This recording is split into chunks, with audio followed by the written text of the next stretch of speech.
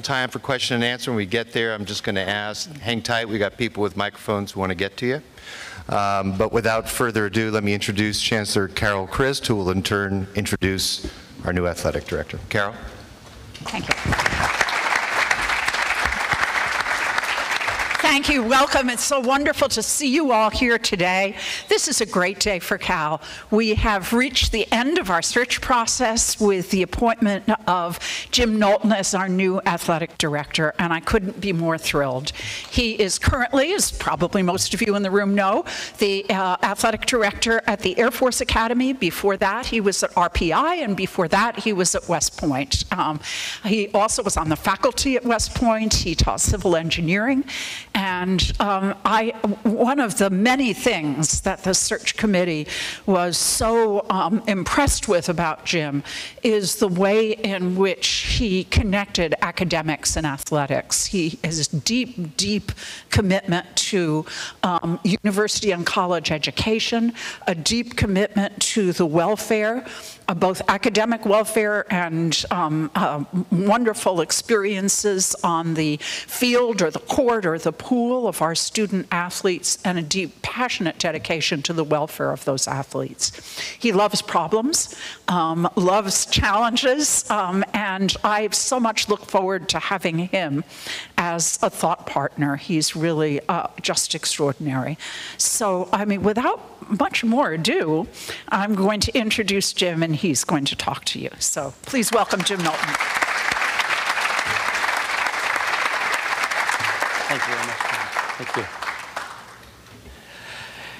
Wow. I could not be more excited. And so I'd like to thank everyone for coming today, and certainly Chancellor Christ, thank you so much. I think there's not anyone in this room who wouldn't relate to this when I say that the Chancellor's vision, energy, commitment are contagious. And so as I went through the search process, I got more and more excited about both the challenges that I do like to solve challenges, but also the opportunities and all the great things that are happening. I just had a chance to talk to the coaches and the department, and just the questions that were asked give you some keen insight to how special this place is, and you know, the opportunity of where we're going to go. I think the hardest thing I've done so far is I had to explain to my kids why we had to burn all of our red clothing in the house. So after some explanation, I think they got it, and you know, the bonfire is probably on back in Colorado Springs right now. I really am honored and humbled. I mean, this is a special place. This is a group of special people, and to have the opportunity to come and be part of it is truly humbling.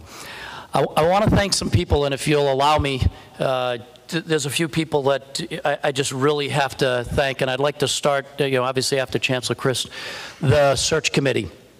The search committee, just a phenomenally diverse group from all aspects of campus, and the more I talked to them, the more they questioned me, the more I found out what's important to them. I realized that everybody is very interested in the success of Cal athletics, and that's a really good feeling when everybody wants to see continued success, and this department has had just unbelievable student athletes and coaches and success administrators, and so to see their passion, which, you know, reflects obviously the Chancellor's, was exciting for a candidate, and really got me excited about Cal. I also want to call out both Lindsay and Mike, who are two of our head coaches on the search committee. Justin, I'm thinking, yeah, I'm sorry, Justin and Lindsay, because I got a chance to spend some one-on-one time with them, and really their insight was invaluable to me. And so, Justin, wherever you are, hopefully you'll forgive me for calling you out the wrong way, but I appreciate our one-on-one time. It really was good, and both Lindsay and Justin were very helpful as I looked at this opportunity. I'd be remiss if I didn't give a shout out to my Air Force family. Obviously the athletic department and our athletic department family have been very important to me. Great people, and developing leaders of character for the Air Force is a noble mission, and really I enjoyed that. Shout out to General Michelle Johnson, who was the person who hired me there, and then General Jay Silveria, who followed her, and both great teammates as we continued to raise the bar for our student athletes. I'd also like to give a shout out to President Shirley Ann Jackson, who's the president of Rensselaer Polytechnic Institute, who took a chance on a young leader many years ago and gave me a chance, and I'm forever grateful to her and my RPI teammates as well. I'd like to thank Mike Williams. I'm not sure if Mike is here today. Is he here? Oh, great.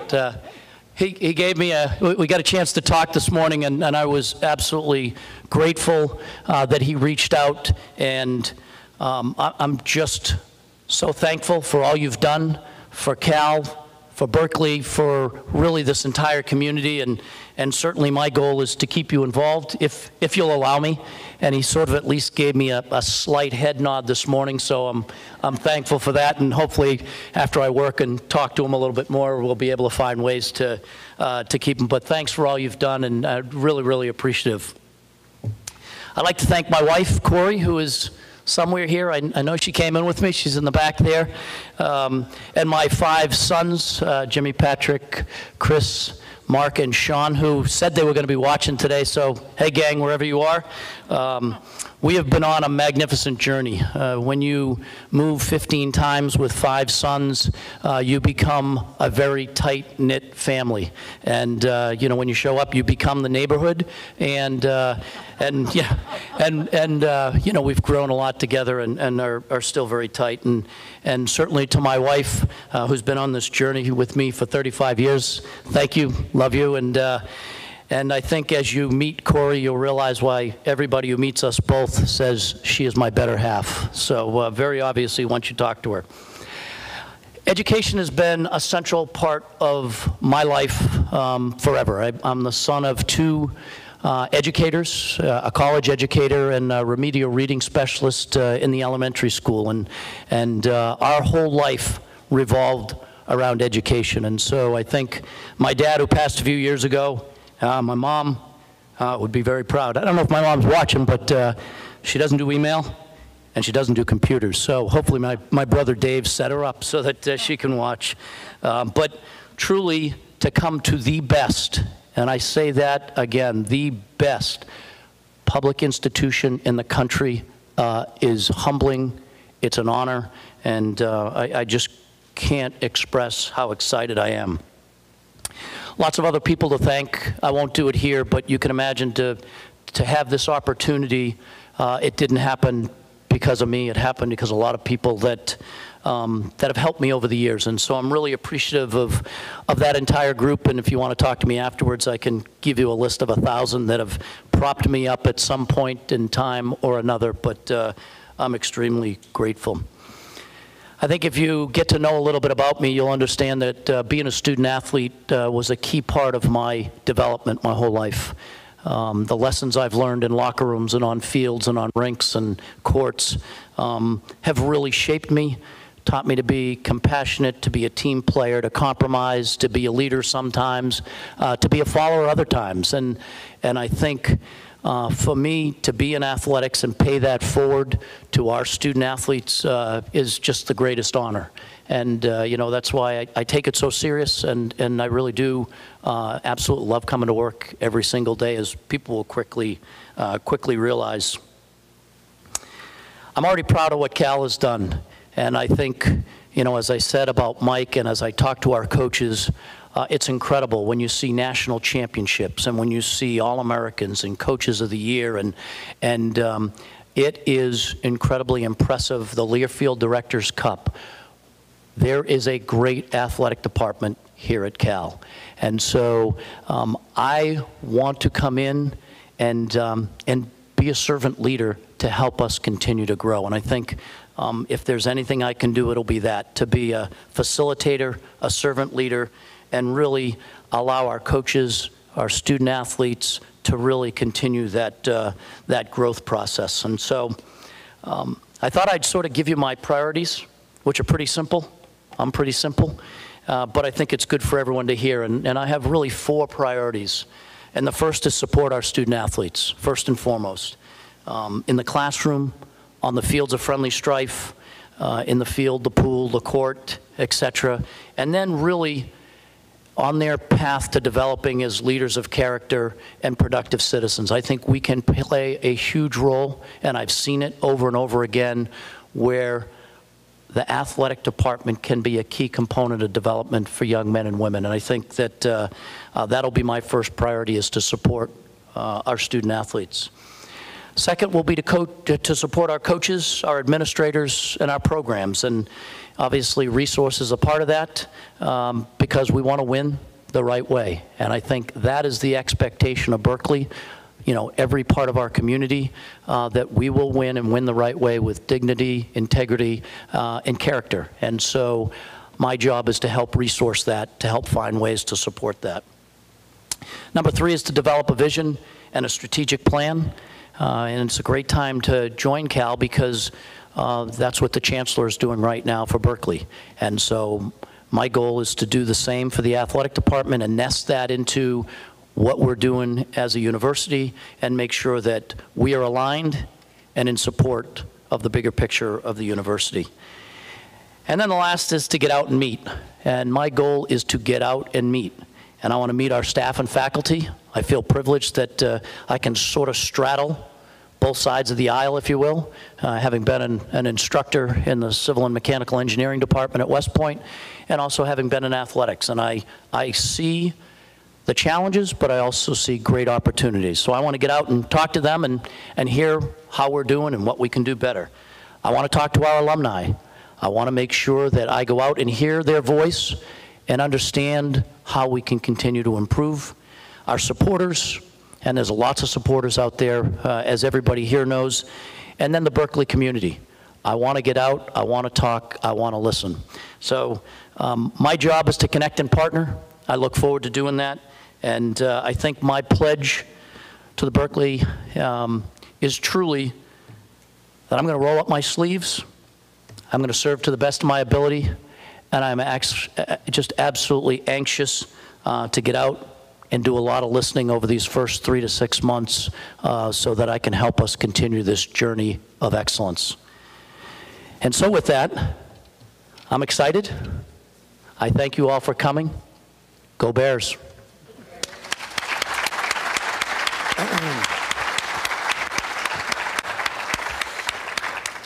So speaking of fields of friendly strife, we'll open it up to questions in just a second here. But before that, a couple of you have asked me about Jim's contract.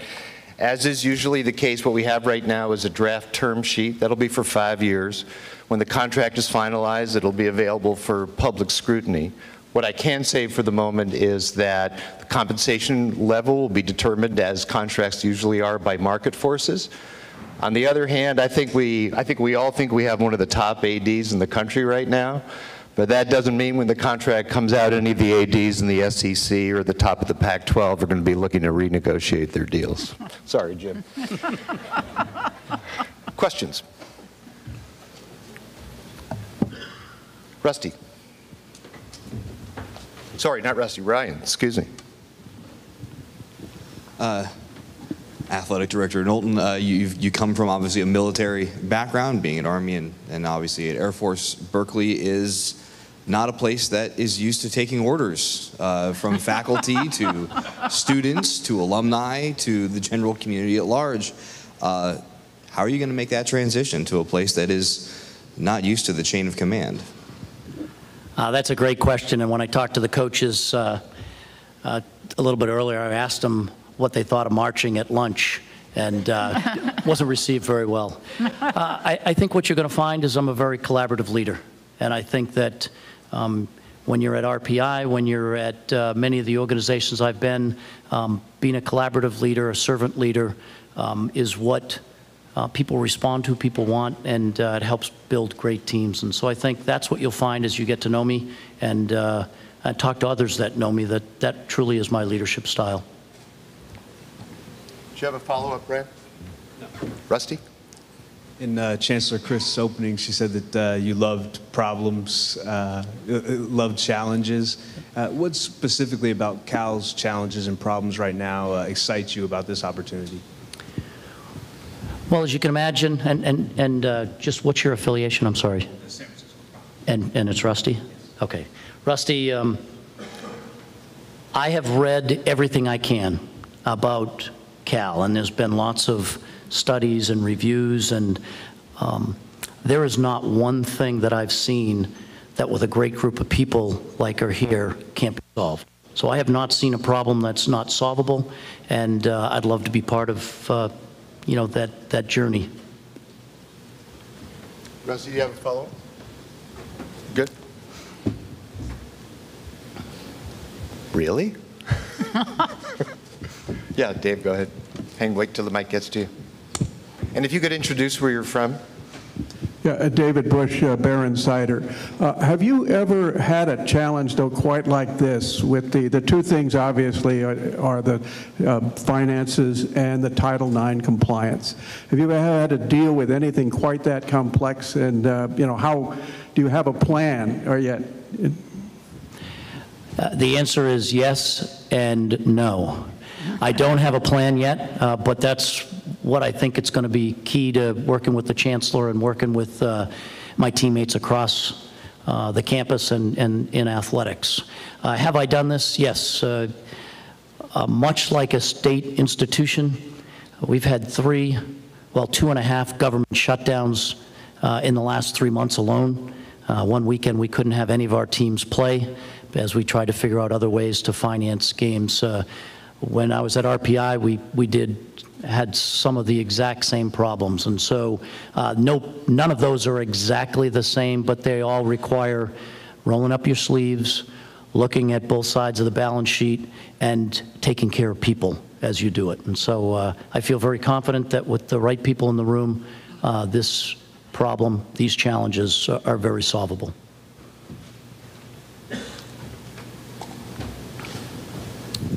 We have a mic over there? Yeah.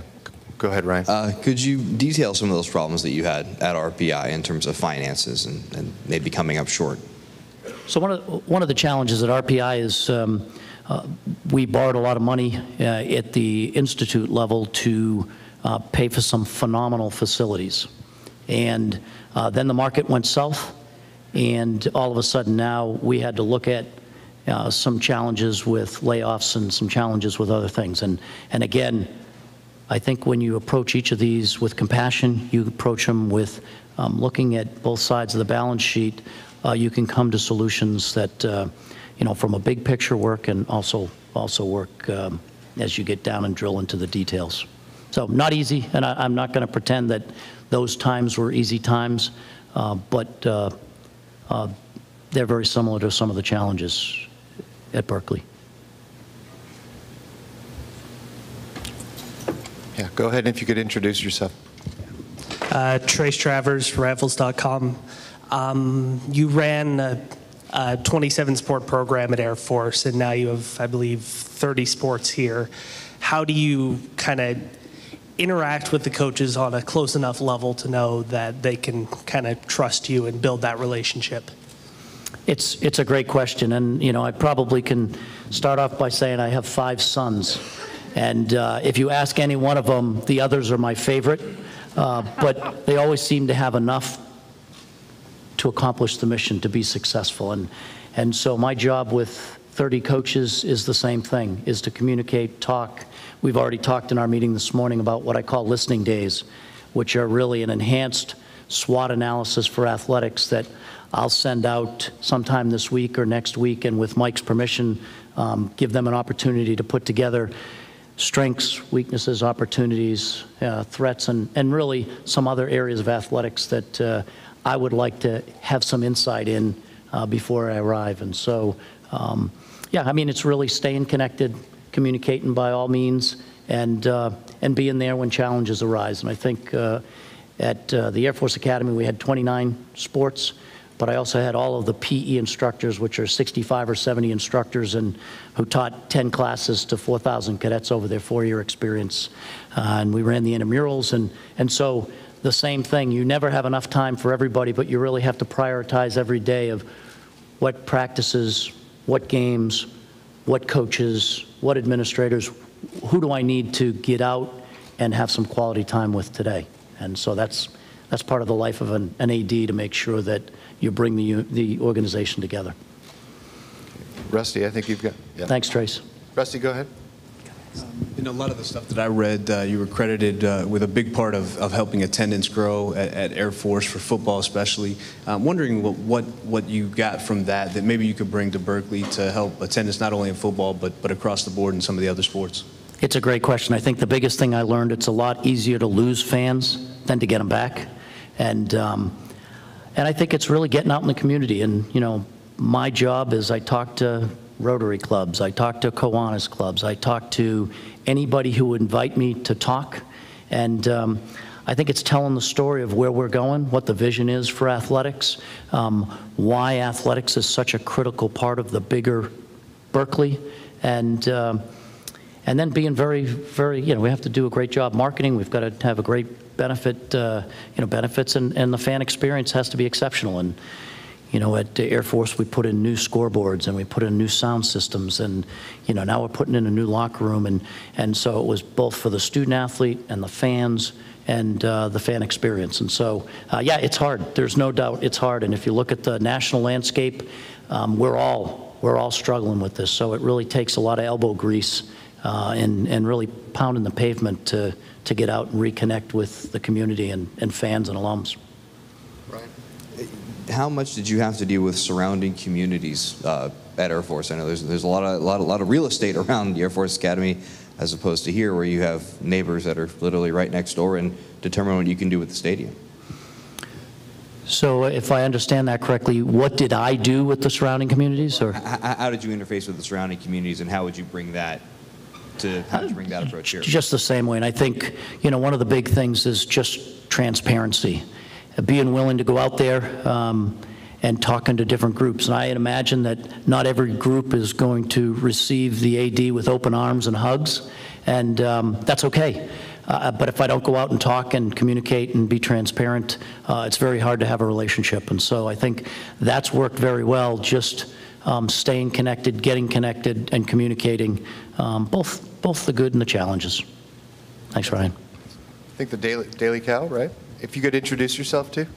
Josh Ewan, the Daily Californian. Going off of Rusty's question a bit about attendance, how do you encourage students and alumni alike to get excited about not just our major sporting events like football and basketball, but for some of our other programs that have also been very successful, like rugby?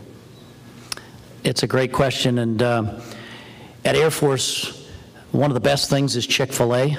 So by serving Chick-fil-A at games to students, that really, really works well. But I think it's talking to the students too, and getting groups of students and asking them what are the obstacles to attendance. I mean, obviously there's so many things to do on this wonderful campus. It's how do we find ways to make it exciting to join us at an event. And you know, I don't have those answers, but I'm going to be coming to you and talking to students and finding out what it is.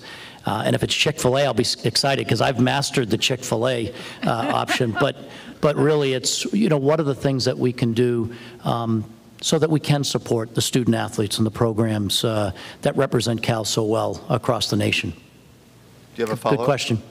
Thanks, Josh. I'll be back to talk to you. Rusty, go ahead. One of Chancellor Chris' mandates is to get to prong one of Title IX by 2021. I know you've got a ton of experience, but is there anything specifically that informs you on that subject, and maybe how you guys will accomplish that? You know, it's a great question, and I think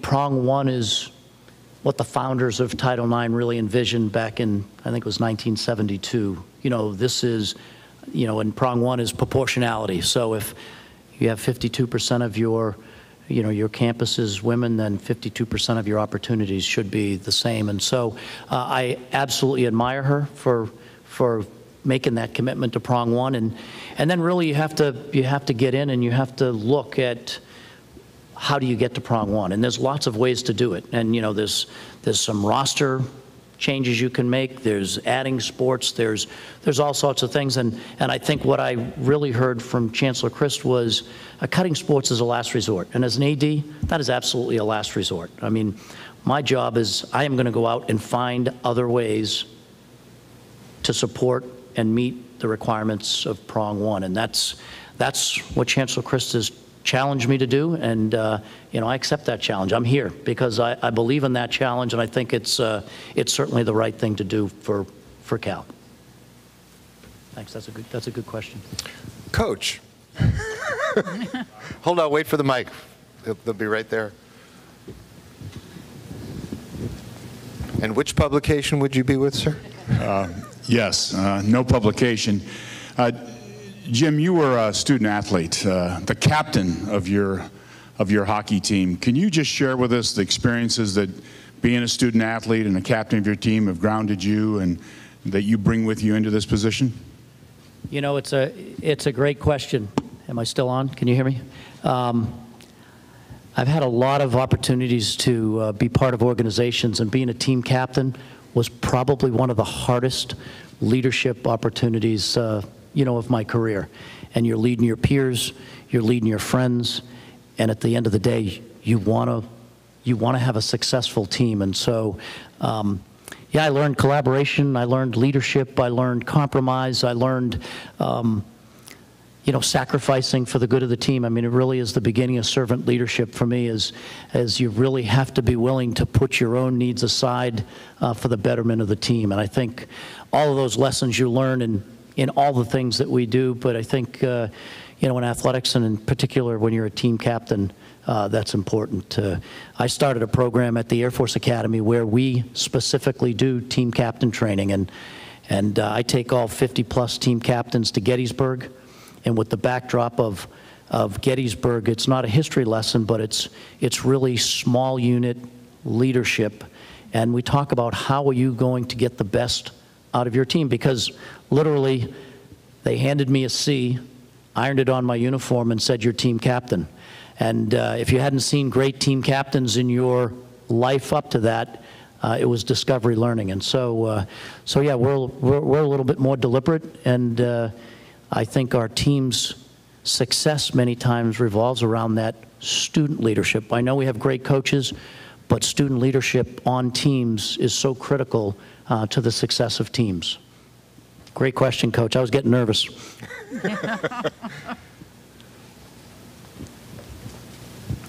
In the recent past, the Pac-12 has made scheduling decisions that have rankled a lot of coaches and athletic directors. What's your philosophy in terms of being able to address that with the Pac-12, with the commissioner, and having teams not play a short week after an away week, for instance, for football? It's a great question, and I would be probably foolish to really engage too deeply in that. I think all of us athletic directors, given our choice, would have noon games on Saturday, and that would be nirvana, and that's not the case. And I think I'm going to have to get to know Larry, the commissioner. I'm going to have to spend some time talking to the other ADs and really dig in to see what it is that we can control, what we can't control, and where the AD at Cal can have influence. And certainly I'm going to get some history lessons from Mike, if he's willing to share, and really see where we are now and what we can do. Because again, fan experience is a big part of what you've just described, and but also visibility nationally is also key for us. I mean, getting the brand out there is an important part of athletics as the front porch. And so, yeah, I think I'd be better served by getting to know the landscape a little bit better. Thanks. Do you mind giving us a little bit of a timeline on how all this came about maybe when you were contacted and when you thought, hey, this might be a place for me, and when it all started to come together to this point? That's a great question. I guess it's probably not classified anymore. Dan, You're good. I'm free to talk. I want to check with my boss first. The search firm contacted me multiple times, and I had gotten to know Mike when we played, and so I obviously everyone in the country holds Cal in high regard, and so after a few phone calls, I did a lot of reading. I wanted to know what what the opportunities and challenges were here. And the more I read, the more exciting it became. And somewhere a couple weeks later, I got a call and said that I had been invited out to meet with the search committee. And for me, when you're in a great job, you go to those and you really are going to want to ask as many questions as you get asked. And my first question after I'd gone through an hour, and I'm not going to call it grilling, but it was very, very great questions, was I asked the search committee if you hire this guy Knowlton and you all get together a year from now and you're high-fiving each other and saying, boy, what a great hire this person was, what would I have done in a year that would sort of reinforce that you made a good decision? And I have those all typed up. I keep them, and it was amazing, the diversity of thought, but also the depth of how important athletics is to the community. And so that got me even more excited just to hear from all corners of the campus the things that we can do to continue to get better. And, you know, I've already said we're doing great things, and how do we continue to raise the bar? And then I came back, you know, as a finalist and got to interview really 8 different folks. And, well, they interviewed me, but I also got to ask questions. And at every step of the way, I just got more and more excited. Did I think I was going to get the job? I think you never know. I mean, it's about having some of the qualifications, but it's also about fit. You know, do you fit with the chancellor? Do you fit with the cabinet? Do you fit with the really the philosophies and the goals and the, you know, the integrity and the character and the things that you know, I'm sure Cal holds in high regard. And so I was thrilled when the chancellor called me and made the offer. And, you know, my wife would tell you that my feet haven't touched the ground since. So I'm not wearing out any sneakers right now. So that's a good thing. That's what I was going to ask about next. You mentioned your family. What has the reaction been from family, from friends, especially today as some of the news has hit? Well, it's interesting because my phone has blown up, and I haven't had time because I've been going nonstop to look at it. But at last count, there were a very lot of texts and emails. And, you know, I think the nice thing about the Knowlton family is they're very supportive, and we're supportive of each other. And I'm lucky because I can call one of my sons and get updated on all 5. So they stay very connected, and so that's really helpful for Corey and I because we know what's going on. They share with us, and so they've all been really supportive. And my son, who's a freshman at the Air Force Academy right now, they've already started asking him for interview opportunities, and I said, let's hold off on that. I don't want to. He's a freshman, so I want him to survive freshman year before we put him in the limelight. So, but no, it's been so positive, and everyone's been so excited. I think we have time for one more. Yeah, David. As you were going through your career younger, who were some of your mentors, some of the athletic administrators that you look up to that inspired you, that you kind of patterned yourself after? Can you name some? You know, it's interesting because for the first part of my life, you know, those mentors typically were in the Army, and I had some phenomenal mentors. You know, I was in Berlin when the wall fell and worked for a gentleman named General Ray Haddock, who was just one of those leaders who, when you talk about servant leadership, he was it. And he taught me some life lessons that were phenomenal. And then, you know, it's a little bit different when you get into athletics as an AD. You know, I hadn't worked for a lot of other ADs along the way. But guys like Bubba Cunningham, I admire just absolutely greatly. And Gene Smith, we hosted the NACDA Spring Symposium last year and had 100 ADs that came, and we taught about character development, leadership development, and sexual assault prevention. And you know, Gene and Bubba and many others, they get it. I mean, they really understand it. And you know, it's just an honor to get a chance to be in a room with them and talk to them and rub elbows with them. And, you know, Dan Guerrero, who has done just phenomenal things at UCLA. Anytime I can get close to him and pick his brain, I love it. He probably wants to give me the Heisman every once in a while, but just getting the chance to talk to, you know, some of the superstars in our field really makes it special and makes them special because they're willing to share. So those are some of the key ones. So before we completely wrap up, it wouldn't be a press conference without a good photo op. Jim, if you want to come over to the other side, Chancellor's got something for you. Or here, she'll come over to your side. So we have your new team shirt. Yes. Number 18. I love it. Well, thank you very much. That was great. Do I have to put it on? No. No. I will. I don't mind doing it at all. Do you want to slide this way? So Yeah, that's a good idea.